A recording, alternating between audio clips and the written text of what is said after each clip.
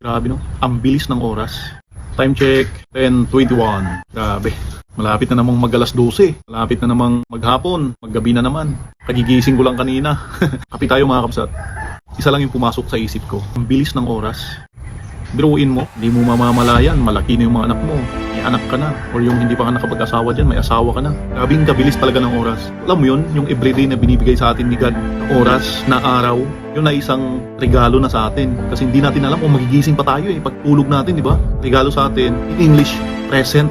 O, regalo yan. Which is present. Ngayon, ngayong araw, ngayong oras na to, mahirap eh. Mahirap na hindi ka makamove on, hindi ka makapunta dun sa patutunguhan mo, hindi ka makaarangkada sa buhay mo kung ang iniisip mo palagi yung past mo, yung worries mo in the future, hindi mo ma-achieve yung goal mo. Kung iniisip mo yung kahinaan mo, mahirap kang makaarangkada. Ang paggising natin ay regalo sa atin yan ng Panginoon dahil bigyan tayo ng present. Kung wala tayong sense of urgency na ayusin yung buhay natin, isinuwalang bahala natin yung present natin or kasalukuyan nating sitwasyon, mahihirapan tayo na marangkada sa buhay natin. Kaya reminder sa atin, reminders din sa akin, huwag nating sayangin yung present regalo ni God na binigay sa atin, na araw na yan, oras na yan, ay para sa iyo yan, para sa akin yan, para tayo ay umarangkada sa buhay natin.